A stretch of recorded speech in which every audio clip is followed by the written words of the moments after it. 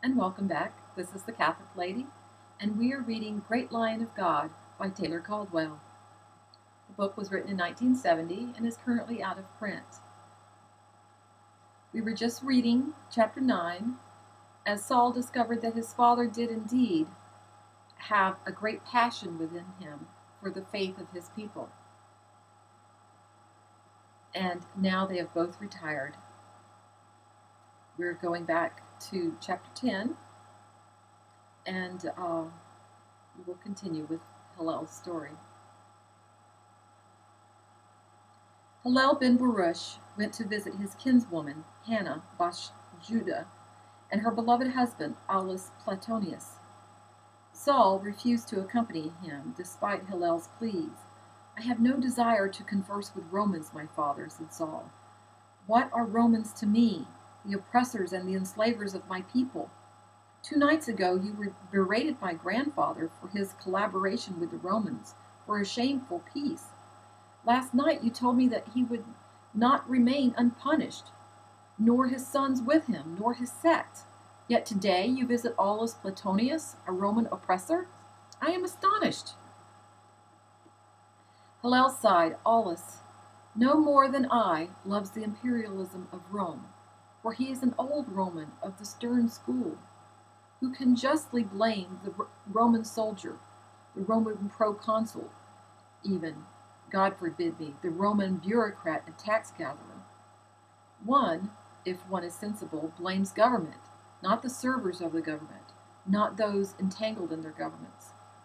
Was it not Samuel the prophet who warned the people not to set a king over them, lest they be enslaved and live in chains and die in chains? Government, it has been said, is a necessary evil, but evils should be kept in weakness. If they become strong, it is the fault of ambitious men who hate their people, and the folly of the people that they permitted this enormity, and their soft smiling complacence. Aulus is not of this breed. With me, he deplores the decline of patriotism and virtue and industry and honor in the world. He weeps with me that the world of men have deliberately debased themselves. He is my friend. We love each other.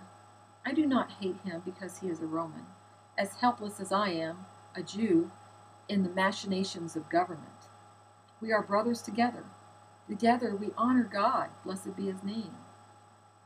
Nevertheless, his people have murdered Jews by the countless thousands, have put them to the sword, have hung them on multitudes of shameful crosses, have exiled them, have robbed them in taxes, have imprisoned and starved them, have slaughtered them in arenas, have taken from their wives and their children and their homes, have flayed them alive. Shall I love such a son of his people?" Hillel wearily tried to make him understand again. He too is a victim of his government. Aulus is no murderer. The individual man is rarely a demon. Aulus is no demon. He looked at the dark and obdurate face of his son and wondered where the old lusty and joyous and exuberantly laughing Saul had gone, and what had caused that exile. Then a strange revelation came to him. Men do not change. This Saul he saw this hour was the Saul once embedded in the flesh of a passionate youth. The youth had departed. The real man had risen from the discarded chrysalis. What Saul was now, so he had been born, and all his boyhood and his youth had been but colorful and evanescence trappings. The man was here. Hillel remembered the loud cry of the infant Saul in his nursemaid's arms. It had been a harsh and imperative cry. Proud and angry, not the cry of a child. Between the man of today and the babe of yesterday, there were no barriers. They had become one. "What are you? Who are you, Saul, my son?" asked Hillel in bemusement, and passed his hand over his forehead.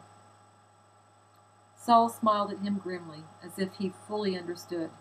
"I am Saul ben Hillel, the son of my people, who are great in history and great in war, and great in love of God. But you know nothing of him, said Hillel, and wondered with fear why these words had escaped him and from whence they had come. Saul turned on his heel and left his father. I weep easily these days, thought Hillel ben Baruch, but do not all men weep for their children? If we feel such grief for those of our loins, how great must be the sorrow of the Lord of hosts for his children, blessed be his name. To pity God seemed a unique thought to Hillel. He pondered on it, and as he rode in one of Shabua's gilded litters to Aulus's house, what presumption it was that man should have compassion on God. For had not David written, man lasts no longer than grass, no longer than a wildflower he lives, one gust of wind and he is gone, never to be seen there again? It was as if a butterfly should feel sorrow for the sun. Yet the thought remained of the sadness of God, and for some mystic reason Hillel felt again that powerful fire in his heart, which is the love of God and the immediate communion with the Lord of hosts, and he was comforted and exalted. The Messiahs might tarry, but he, blessed be his name, would surely come and console man. Saul, bereft, darkly confused, lonely to his very heart, empty of spirit, went on foot to explore the city of his fathers, Jerusalem, avoiding all those whom he knew. The day had turned chill and windy, and he pulled his hood far over his head. The feeling of desolation and oppression increased in him as he walked rapidly over the darkly glistening and rounded stones of the poorer quarters of the city. The sky had an ominous appearance, heavy with gray clouds and ridges of darkness. He saw the stony mountains, hard and barren in the distance, growing more dismal under the somber sky. He reached one of the marketplaces, reeking with 1,000 smells. Here was a walled street, arched over with stone, little booths sunken in the walls, the street itself nothing but a series, dropping down, of immensely steep, broad steps, of rough cobbles, on which the booths fronted. The little shops were so tiny and so crowded with goods that only one man, or sometimes an old woman, could find space in them. But they were all noisy and clamorous, and full of urgent shoutings and gestures. Here were sold meats, sizzling on braziers, rugs made of cheap goat's hair, or an imitation of costly Persian carpets, poorly colored, spiced nuts, globed and partly rotting fruit, pottery, pots and pans, wine, silks of a poor quality, swaths of linen and wool in gaudy tents, cheap tunics and headcloths, weapons, hot breads, rough vases, amulets, cheeses that stank, appalling imitations of Greek and Roman statues, replicas of the temple in plaster and cement, bronze lamps, candlesticks, sandals, ivory figurines of execrable taste, garlic, onions, various limp vegetables, olives in brine, oil, violent perfumes, incense, measurable jewelry set in base metals, cloaks of pure cloth, red, black, white, gray, purple, blue, yellow, dates, pomegranates, citrons, and occasionally a very active booth selling Syrian whiskey, guaranteed approved and sealed by Roman customs agents, but in fact truly smuggled into Israel by enterprising mountain men and heavily diluted with water. Someone had been clever enough to forge the Roman seal in lead. The Romans were not deceived, but they did not care. Their own soldiers, poorly paid and unable to afford good whiskey, needed to be served also. Let the Jews smuggle this wretched whiskey and do a massive trade in it. The legionnaires, poor country boys, did not complain. They had no comparisons. Some booths sold furniture of miserable taste and quality, but bedizened and painted so that they dazzled the eye. Everywhere was the market rabble, shrieking women and shouting men, children, thieves, beggars, the blind and the halt, the hungry abandoned, the cutthroats. Roman soldiers strolled among them, eating hot meat from grape leaves, bargaining loudly for amulets and whiskey and jewelry, cursing the furiously screaming merchants, laughing, eyeing the girls, kicking the endless donkeys and dogs and cats, strolling lightly up and down the broad streets, exchanging jests, sucking olive pits, chewing dates, straining pomegranate seeds through their big white teeth, swaggering, laughingly quarreling, and pushing each other.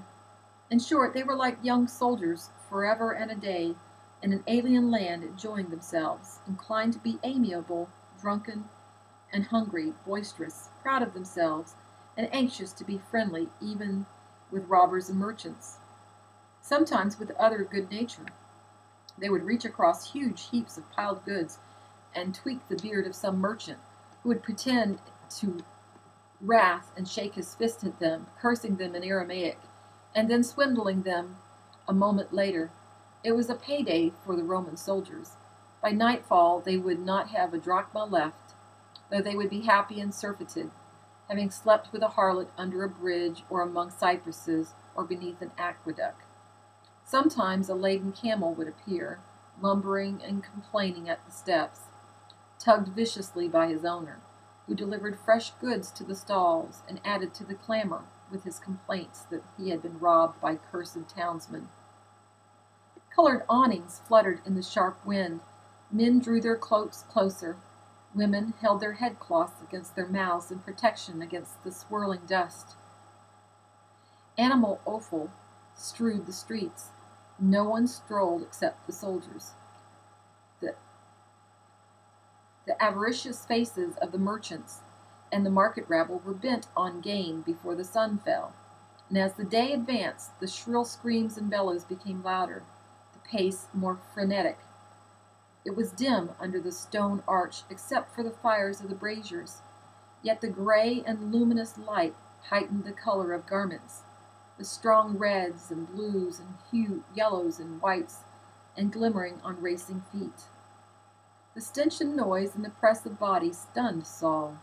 Not even in Tarsus had there been this vivacity, this fury, this determined rapine, this feverish rage of sale and bargaining, the smell of rotting vegetation and dust and vinegary wine and resin and garlic, and crowding animals and roasting meat. He forgot that the markets close to his house in the suburbs were of superior quality and decorum, and nothing at all like this turmoil of buying and selling. As he had never bought anything in a bazaar in Tarsus, he thought the goods displayed here were abominable, and he wondered who bought them and who desired them. Merchants stretched forth hands to grasp his cloak or his arm, imploring him to buy, and he pulled away from them in disgust and looked at the Roman soldiers with umbrage and bitterness. And when one or two, not entirely drunk as yet, paused in their guzzling of their wine or whiskey bottles, caught his eye, they stared in astonishment at the hard blue fire of it, and nudged each other and winked uneasily. They saw his hatred, and it puzzled them. One or two were annoyed. They pushed back their helmets with the crest of horsehair, and wanted to challenge this silent but angry young man. But their companions held them back, and whispered in their ears, and they laughed and forgot him. They had been warned over and over by their captains and centurions that they were not to antagonize the Jews, who on occasion could be very formidable and very troublesome. Saul, wishing to escape, ran down the last steps of the marketplace, dodging animals, men, women, children, beggars, and soldiers. He emerged onto a large open place, paved with yellow gravel and surrounded on two sides by the yellow walls, so prevalent in Jerusalem. It, too, seethed with people, but it was big and broad, and the press was not too heavy, the animals not too ubiquitous. Here and there stone benches were scattered for the benefit of the weary. Saul sank down on one of them, and as he did so the clouds parted, and the golden autumn sun emerged, warming and brilliant, bathing everything in a broad mass of brilliance. brightening robes and gravel and wall, turning the sky to the hard luminescence of blue and polished stone, making dusty clumps of palms and cypresses, and outlining the city in shelves of light. Saul slowly became aware that some short distance before him a woman was sitting wearily on a stone bench, a spare peasant woman, dressed in dull brown garments and a blue headcloth, and with bare dusty feet in thonged sandals. Her head was bent. She appeared to be meditating. Her hands lay slackly on her knees, the palms turned upwards in an ancient pose of exhaustion and resignation, as if her hands had worked hard and long, and could work no more for a pace, and she had come here to rest. The autumn sun was tawny on her tired, thin shoulders. It glistened on her lashes, which drooped. It illuminated one pale cheek, and gave it a semblance of healthy color.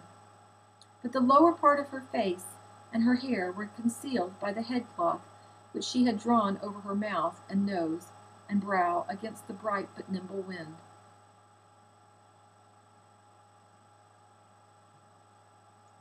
She was only a poor woman, probably from the hills of Samaria or Galilee, or another of the farming provinces. But she caught Saul's unwilling attention.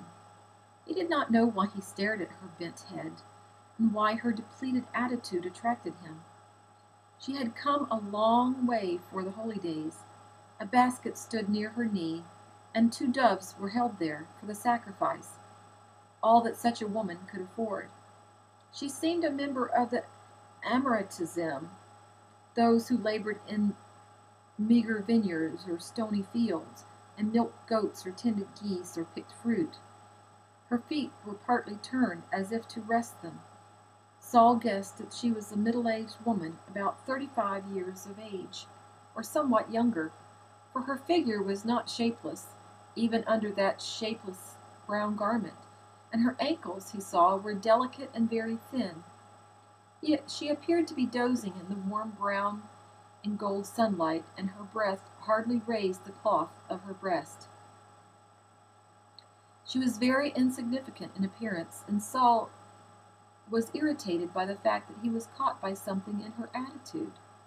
Jerusalem was filled with thousands of such women. The streets were restless with endless clusters of them. They carried baskets on their heads or their shoulders, or they came from afar to the temple on such days. They were not extraordinary. Yet Saul could not look away. Where were her children, her husband, that she sat in such mute abandonment and heavy drowsiness? Was she a widow, childless? The woman dozed or brooded. He wished he could see, so that he could guess if she were widow or maid, young or old. The wind lifted her headcloth, and she raised her hand suddenly to catch it and restore it over her nose and mouth. And so Saul saw her face, full and turned toward him, and he was incredulous at her beauty. He thought of a water lily, waxen and pale and smooth and fresh, open to the brilliant light of the day. Her mouth was softly rose and sad, yet full in contour, and lower lip indented like the lip of a very young girl. There was something Grecian in that long shape of her white nose, with the delicate nostrils, and the still and unwrinkled calm of her broad brow. Her chin was rounded and dimpled, her cheeks fragile and without tint. He saw her eyes, very large and blue, with gilt lashes, and as her headdress fluttered, he saw that her hair was a clear, soft gold, straight and shining. It was a regal face, serene, yet touched with sorrow, thoughtful, yet living. Not placid, but restrained and gentle, a face from Galilee. She was but a girl, he thought, and then it seemed to him that the light changed a little, and she was old as his mother would have been if she had lived, and that would be 35. She was regarding him with a mild but steady interest, as if he had spoken to her, and she was trying to remember him. Then her lips parted, and she smiled gently, and her blue eyes radiated a mournful but sympathetic recognition. He felt an almost irresistible urge to rise and go to her, and tell her his name and inquire of hers. Instantly he was vexed. She was only a peasant woman, and she believed she knew him while he knew her not. He began to stir, readying himself for leaving, before she spoke and embarrassed him by some simple boldness or impertinence. But her beauty, as beautiful as a statue's, held him, and a kind of reluctant and angry awe touched him. For Rude Hills did not breed such women for all her dress. She had the aspect of a queen garbed as a peasant for her amusement. Her hands he saw now, for all exquisitely formed, and her radiant eyes studied him, not in crude boldness, but with maternal interest and affection. Now the light about her changed once more, and she appeared as young as his sister Sephora, and as untouched and fresh and even younger. A young man approached her, as rudely clad in sand-colored garments, his feet shod as hers. He was in appearance some years older than Saul, a man in his first adult years, and Saul thought he must be the woman's brother, for he resembled her closely. His hair was the same color as hers, and his young beard also, and he seemed as worn with work and as weary. His feet and garments were dusty. The dust in the folds of the cloth had turned golden in the sunlight, and the leather purse that hung at his rope girdle was very lean.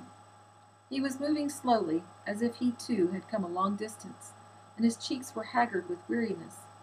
But he smiled down at the woman, and now she raised her eyes to him, and suddenly her face was shimmering with love and pleasure at the sight of him. He carried a large grape leaf in his cupped hands, and was filled with smoking spiced meat, aromatic and appetizing. He laid it in the woman's hands.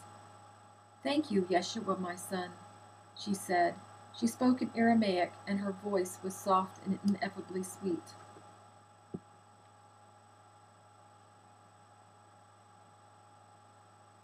Saul was astonished. It was incredible that this girl, this very young woman, was the mother of this man, of at least 21 years, or perhaps more. The man squatted on his heels and reached into the basket which contained the doves, and he brought out a leather pouch and produced a spoon for his mother. Then he sat beside her, and he looked down at her with benign dignity and answering love. "You are very tired, mother. Eat and be refreshed." "Tinoki," she murmured, the endearing word of a mother to her beloved child. He touched one of her hands and said, "Imi." He took the spoon from her, and like a father, dipped it into the grape leaf and lifted food in it and solicitously raised it to his mother's lips. She ate obediently, smiling, her eyes fixed on his benevolent face, as if she could not have enough of the seeing. "I thought you had left me," she said. Now her lips quivered, and she was no longer smiling. "Not yet, Amy," he said.